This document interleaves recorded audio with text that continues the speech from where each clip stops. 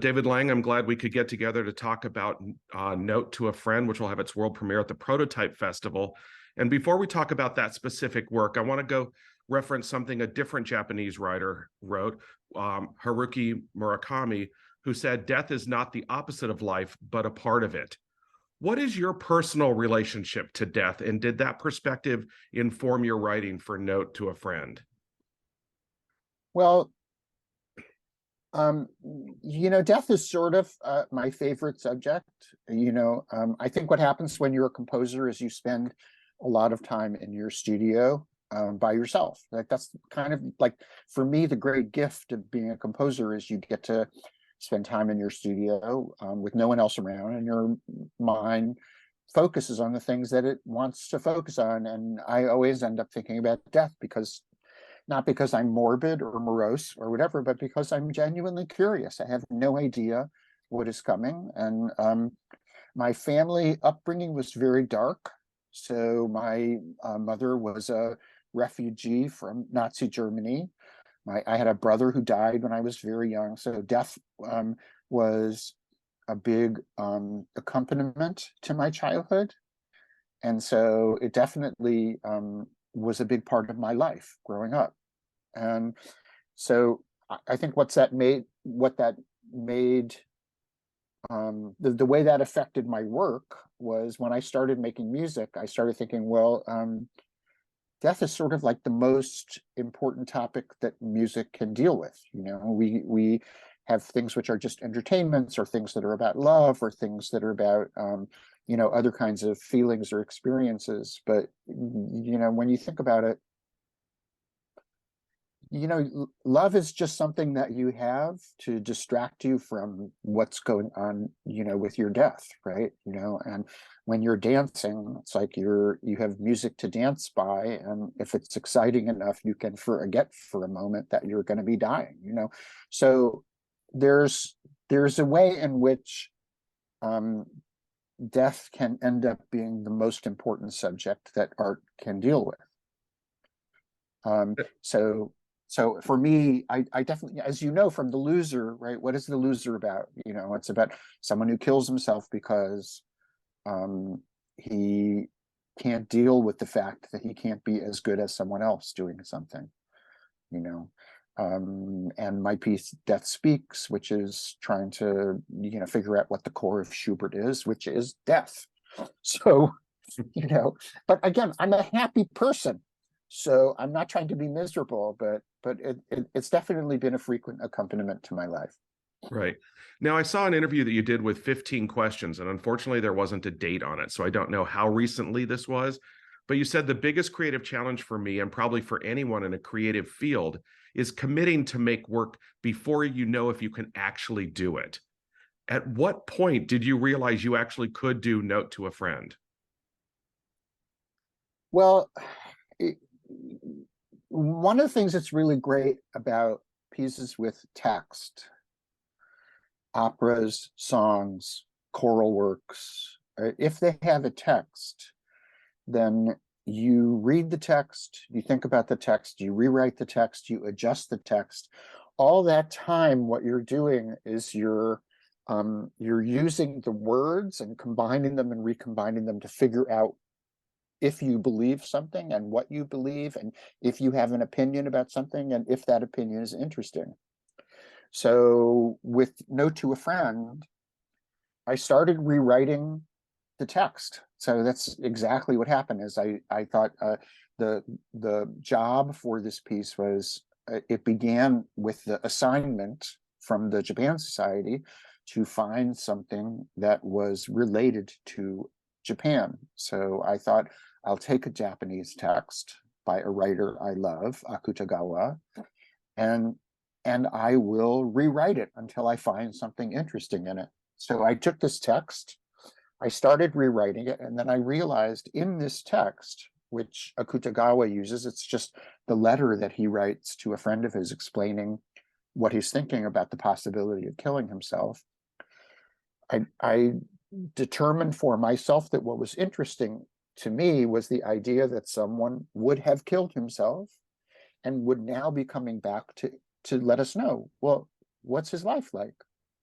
what did he think? Where is he now? What's he doing? Right? What did he have to go through to get to the place he's in now? And so that shift from being someone who's going through a situation that might end up with them killing themselves to being the invention of this character who already has made this journey and is coming back to instruct us about it, that's when I knew I could do a piece. Well, was it mostly the themes of Akutagawa that interested you, or is there something about the rhythm of the way that he writes that felt musical to you? I mean, you mentioned that you were rewriting the text anyway. Where did you find that hone in on Akutagawa being the right person to set to music? Well, I really wanted to find a character. I really wanted to find, someone who could benefit from the things that opera does, which is, you have text, you invent a character, and then they use the music to make the character deep and three-dimensional and come alive. And so I was thinking about, I read a bunch of his stories. I just, I have a bunch of his books here. I just kept reading, and then I remembered this one. I actually read this many, many years ago, this Note to a Friend, A Note to a Certain Friend, which is the original title. And then I thought, oh, that actually is something that I can change, right? I can adjust. But one thing that's important to say is that this is not a bio opera, and it's not about Akutagawa, and it's not about that moment. So what I was really looking for was something where I would be able to take a premise from someone else and extract it and adjust it in such a way so that it would be about something that I would understand. And I would never presume to understand that I know anything about Japanese culture, or I know anything about the situation that Akutagawa himself was going through. So this is not about, Japan, and it's not about a particular person. It's just something where you read the text and it helps me get to the place where I can figure out something I'm interested in doing. And after that, I forgot about Akutagawa altogether. And in fact, there are things in this translation of this text, which I've, like in my adjustment of the text, where I say exactly the opposite from what Akutagawa says. But because again, it's like the whole function of that original text was to get me to the place where I could invent this character that I was interested in. And then when you invented the character that you were interested in, what was the thinking that led to it being a tenor voice? Well, I had this image that that this guy is very suave, that this guy is very pulled together. He talks in the text, in my text, in the Akutagawa also, but in my text, he says this really great thing where he says, he thought that he might hang himself, but then when he thought of what he would look like when he was hanging himself, he says, I everyone knows how much I care about those things. You remember, I ended a relationship with a lover because I didn't like their handwriting. So, he's very funny and very witty, but he's very sophisticated. He's presenting himself as a sophisticated person. And when I thought that, I remembered my friend Theo Blackman, who is a great kind of cabaret and jazz singer, who is one of the most suave and sophisticated people I know. And it seemed like it was a really good role for him. I'm intrigued, and I wish I lived in New York because I would want to see this. So I hope that at some point it comes to Red Cat or somewhere else. I hope so too. But I'm really intrigued by the idea of a tenor with a string quartet. That's just not a pairing that you commonly find.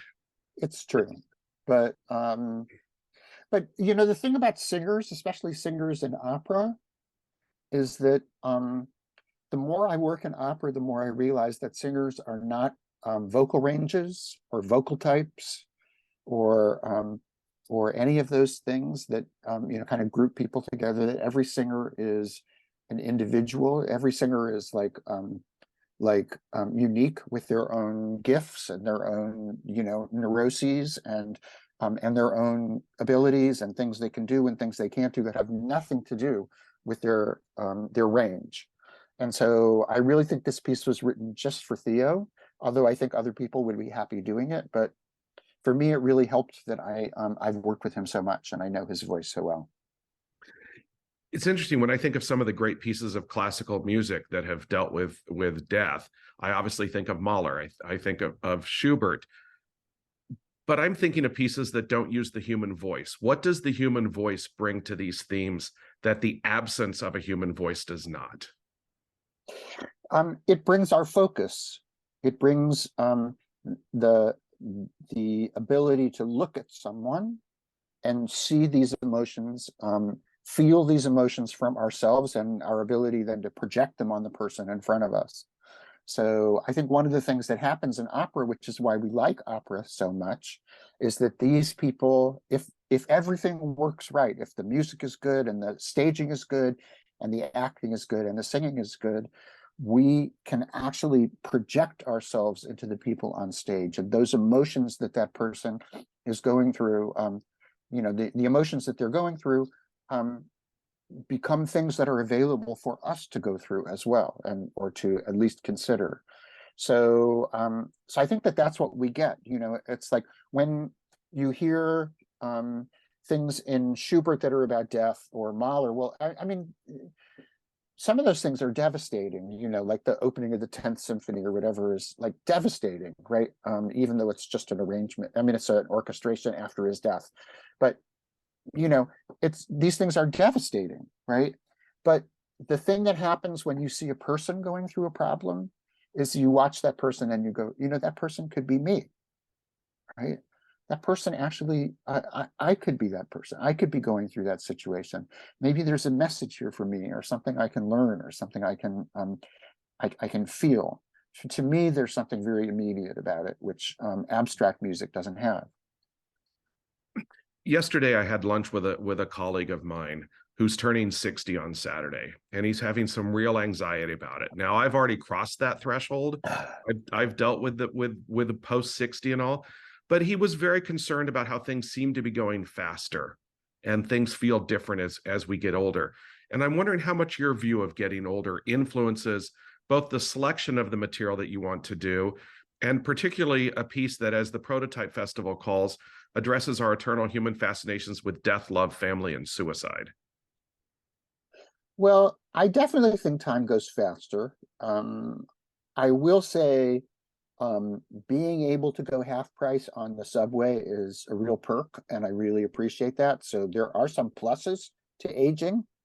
I also think perspective is something that happens. You get to the point where you can look back on the things you've done and make a nice comprehensive list of things you hope you never have to do again. And that's very useful, especially for music, because I think what happens as a composer is you can get into a groove where you feel comfortable writing a certain kind of music, and then you don't have to think about it anymore, right? So you can go, yeah, I'm just going to write, the same piece over and over again, right? And the world may even reward you for doing that, for making pieces which are completely dependable and completely what people expect. So for me, it's very helpful to be older, because then I can check myself and I can say, I have no idea how many years I have left and how many pieces I have left of me. Hopefully it will be quite a lot, but I don't have time to do something that I'm not 100% committed to. I don't have time to do something that I'm not passionate about. And I don't have time to do something that doesn't make me resonate deep inside with whatever deeper meaning I'm interested in. So for me, it's very useful.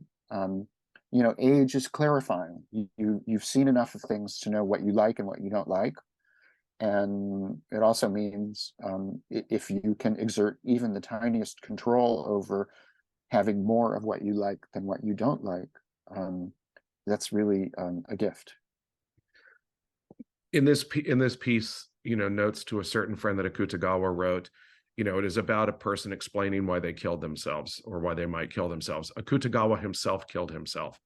Do you think suicide is an act of bravery or cowardice? That's very interesting. That's a really interesting question. And I imagine, from what I know, that that's the meaning of suicide is different culturally. between a Japanese audience and an American audience. I think it means something very different. For me personally, I can imagine being in pain so much that it would be a great act of courage to get out. You know, I can imagine being in a situation where I say, you know, God forbid, I've had enough and I don't want to do anything anymore. I have seen both my parents pass away, and neither of them were particularly happy about it. And so I have no idea what awaits me, and I have no idea what strength or opinion I will have when the time comes for me to figure out that there's not much else to live for. But I cannot imagine in any culture that that it is an easy decision. And so I think there's an element of bravery which probably attaches to it everywhere, is my guess. Well, hopefully we never have to find out for ourselves what it is. I really hope not. Yeah. Now, 11 years ago, you did an interview with Nolan Gasser for Classical Archives. And you said one of the frustrations of being a composer is that you spend your whole life waiting for people to take you seriously. And so I'm completely gratified that at this moment, it seems that people do take me seriously. How did being taken seriously, or coming to a realization that you were being taken seriously, alter your work that you were able to create or that you wanted to create? Well, sometimes the things that I want to do are odd, and sometimes they're unusual, and sometimes they're things that you know, kind of go to the heart of things that we're taught not to do. So one of my constant sources of interest, you know, I grew up in Los Angeles. I was interested in classical music. I always felt like I was, you know, weird, right? You know, and I spent a huge amount of time having to explain to my peers why what I was interested in was interesting, because nobody believed me, right? Everyone's interested in pop music and everyone is interested in other things. You know, to say you're interested in classical music is to say that there's a small part of the world that you think is important. So I ended up being a booster for it. But what that also meant was that I ended up having to spend a lot of time thinking about, well, what is good about classical music? What is worth explaining to other people about what its virtue, or excuse me, what its virtues are, or what its value is? And because of that, I end up being inspired musically, looking at things in classical music and going, why is that, right? Why do we take that for granted? So the best example is the opera Prisoner of the State, which I did for the New York Philharmonic in 2019, and for the Barbican, and for this consortium of European presenters. And that's a rewrite of Fidelio, and it comes out of having seen Fidelio when I was, you know, 20 or 21, and being surprised at how clunky it was, and how much it's supposed to be about freedom, and how much time it spends off that topic. And so after years and years and years of proposing a project that I would like to do, I got to a certain level of respectability so people would let me do it. But I think when you're a young composer and you say, you know, I have this idea, I want to take one of the great pieces in our repertoire and rewrite it because it doesn't work very well, then people think that you are a charlatan, you know, or a barbarian. And then when you get older and you have a little respectability and you say that, you may still be a barbarian, you may still be a charlatan, but somehow people thought it was okay, it's worth the risk, right? And they let me do it, and I'm really happy that they did. Well, it's interesting because as you're saying that, I'm thinking about what Stephen Sondheim said, which is he thinks he spent his whole career trying to fix Allegro Yeah. by Richard Rodgers. Yeah, that's really funny. That's really funny. Yeah. Well, you know, that's the anxiety of influence, right? That's what it is. Right. Before we started, you know, rolling on this, I mentioned how much I loved The Loser. I also loved Anatomy Theater, and we're talking about works that were 75 minutes and 60 minutes, and you know, and this work, Note to a Friend, is also 60 minutes.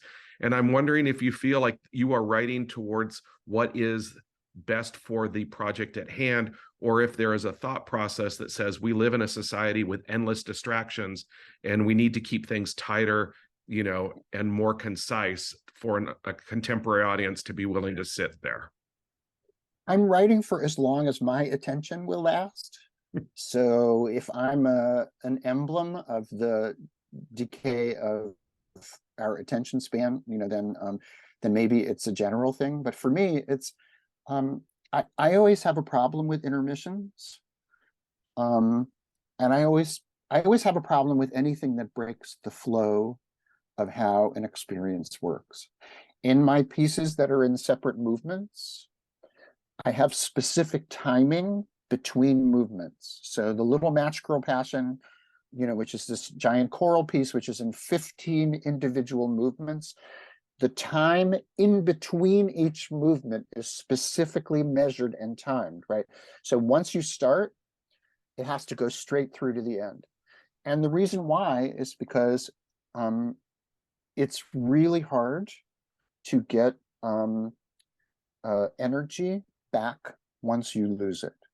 So once people are sitting forward in their seats and they are looking at something, the minute you let them sit back in their seat, whether it's for 1 second or one intermission, it takes a little while to get people to sit back on the edge of their seat again.